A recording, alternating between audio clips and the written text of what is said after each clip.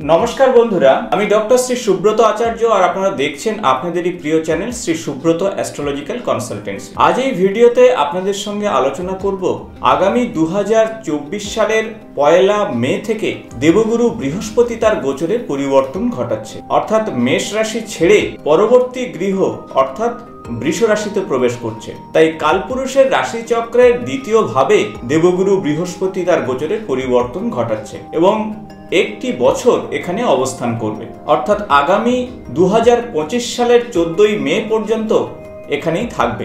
তাই 12 বছর পর বৃষ রাশিতে দেবগুরু বৃহস্পতির এই গোচরের পরিবর্তন দ্বাদশ রাশিচক্রের কোন কোন রাশির ক্ষেত্রে কতটুকু শুভ বা অশুভ ফল আসবে সে বিষয় নিয়ে আলোচনা করব এই ভিডিওতে। তাই ভিডিওটি অত্যন্ত ইনফরমেটিভ হতে চলেছে, ভিডিওটি শেষ পর্যন্ত আপনারা অবশ্যই দেখবেন। তবে তার আগে বলবো, যারা চ্যানেলে নতুন তারা অবশ্যই চ্যানেলটি সাবস্ক্রাইব করে দেবেন, পাশে থাকা বেল বাটনটি অবশ্যই প্রেস করবেন। ভিডিও ভালো লাগলে বন্ধুদের সঙ্গে শেয়ার করবেন এবং ভিডিও সংক্রান্ত প্রশ্ন থাকলে অবশ্যই কমেন্টস বক্সে লিখে জানাবেন। আগামী 1 মে 2024 দেবগুরু বৃহস্পতি বৃষ রাশিতে অর্থাৎ পৃথ্বী রাশিতে গোচরের পরিবর্তন ঘটাচ্ছে। বৃষ রাশি হলো দৈত্যগুরু শুক্রাচার্য অর্থাৎ শুক্রের বিশেষ ঘর, আর সেই সাথে কালপুরুষের রাশিচক্রের দ্বিতীয় ভাব হলো স্থায়ী সম্পদের গৃহ। তাই এই পার্থিব সুখ এবং সমৃদ্ধির গৃহ হলো দ্বিতীয় ভাব, আর সেখানেই জ্ঞানের কারক, স্বাধীনতার কারক, সেই সাথে অর্থের কারক এবং স্থিরতার কারক দেবগুরু বৃহস্পতির গোচরের পরিবর্তন ঘটছে। আপনারা সবাই জানেন যে দেবগুরু বৃহস্পতির দুটি গৃহ, একটি হলো ধনু রাশি, অন্যটি হলো মীন রাশি। ধনু রাশি হলো অগ্নি রাশি এবং অন্যদিকে মীন রাশি হলো জল রাশি। তাই একদিকে ধনু রাশি এবং অন্যদিকে মীন রাশির অধিপতি দেবগুরু বৃহস্পতি তার গোচরের পরিবর্তন ঘটাচ্ছে বৃষ রাশিতে এবং সেখানে 3টি নক্ষত্রে তার গোচরের পরিবর্তন ঘটাবে আগামী একটি বছর। প্রথমত কৃত্তিকা নক্ষত্রে অবস্থান করবে, তারপরে রোহিণী নক্ষত্র এবং সর্বশেষ মৃগশিরা নক্ষত্র।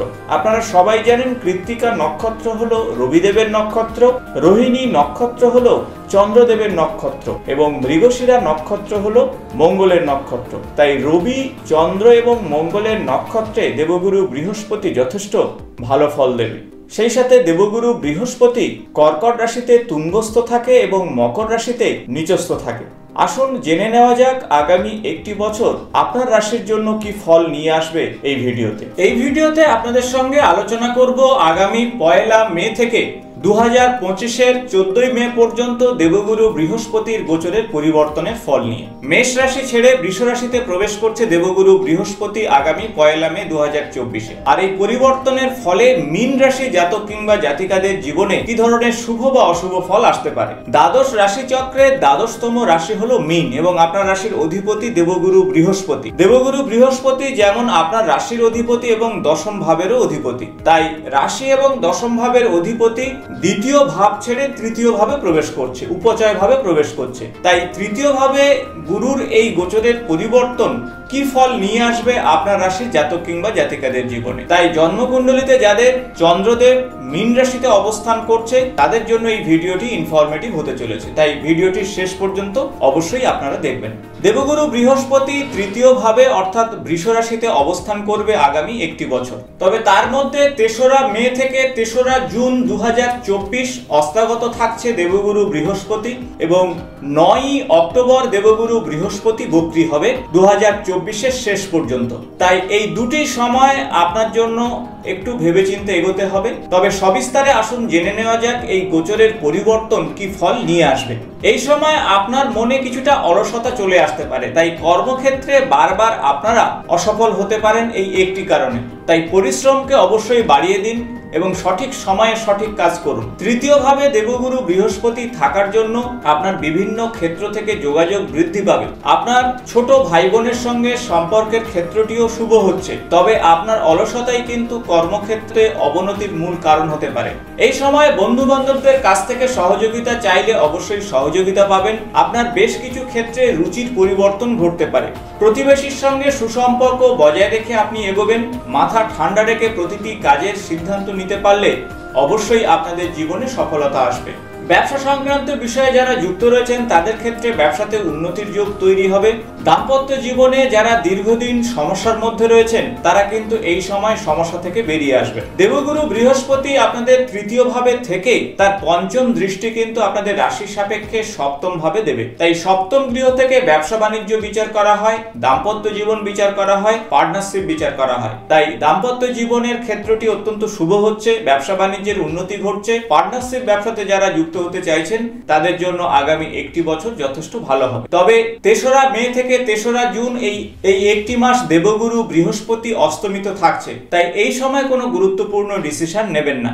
৯ই অক্টোবর থেকে ডিসেম্বর পর্যন্ত দেবগুরু বৃহস্পতি বক্রী থাকছে, তাই এই সময়ও আপনারা খুব সতর্ক থাকবেন। দেবগুরু বৃহস্পতির সপ্তম দৃষ্টি কিন্তু আপনাদের রাশির সাপেক্ষে ভাগ্যভাবে থাকবে, অর্থাৎ নবম ভাবে থাকবে। নবম ভাব হলো বিদেশ ভ্রমণ, নবম ভাব হলো উচ্চ বিদ্যা, স্পিরিচুয়ালের ক্ষেত্র হলো নবম ভাব। তাই এই সময় ভ্রমণ সংক্রান্ত যোগাযোগ তৈরি হবে, আধ্যাত্মিক চিন্তা ভাবনার বৃদ্ধি পাবে। আপনারা এই সময় ধর্মীয় স্থানে যেতে পারেন, কোনো মন্দির দর্শন করে মানসিক তৃপ্তি পেতে পারেন আগামী একটি বছরের মধ্যে।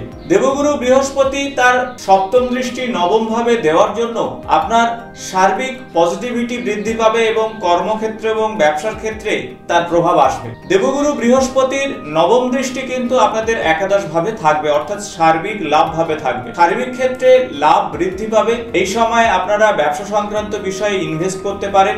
অর্থ ইনভেস্টে আপনারা অবশ্যই শুভ ফল পাবেন। বন্ধু বান্ধবদের কাছ থেকে সহযোগিতা পাবেন, কিংবা প্রতিবেশী আপনার কাজে সহযোগিতার হাত বাড়িয়ে দেবে। তাই আপনি যত এই সময়ে পরিশ্রম করবেন সেই পরিশ্রমের দ্বিগুণ ফল আপনি অবশ্যই পাবেন। এখন আসবো কি ধরনের উপায় বা টোটকা আপনারা করবেন। প্রত্যহ গুরু মন্ত্র জপ করবেন। ওম গুং গুরুহে নমঃ এই মন্ত্র 108 বার জপ করলে অত্যন্ত শুভ ফল পাবেন। তাছাড়া প্রত্যহ ভগবান বিষ্ণুর উদ্দেশ্যে বিষ্ণু সহস্রনাম জপ করুন এবং তুলসী গাছের গোড়াতে একটি সরষের তেল বা ঘিয়ের প্রদীপ অবশ্যই নিবেদন করুন। সেই সাথে ওম নমঃ ভগবতে বাসুদেবায় এই বিশেষ মন্ত্র জপ করুন 108 বার। তাছাড়া প্রতি বৃহস্পতিবার করে জলের সঙ্গে 1 চিমটে হলুদ মিশিয়ে সেই জল দিয়ে আপনারা স্নান করুন। তাহলে জন্মকুণ্ডলিতে থাকা দেবগুরু বৃহস্পতির অশুভ প্রভাব থেকে আপনারা মুক্তি পাবেন। এই ধরনের ছোট ছোট উপায় বা টোটকাতে আপনাদের জীবনে সুখ এবং সমৃদ্ধিতে পরিপূর্ণ হবে। আশা করব ভিডিওটি ইনফরমেটিভ হয়েছে। ভালো লাগলে বন্ধুদের সঙ্গে শেয়ার করবেন। আগামী নতুন কোনো জ্যোতিষ সংক্রান্ত ভিডিওতে আপনাদের সঙ্গে দেখা হবে। আজ এই পর্যন্ত। নমস্কার।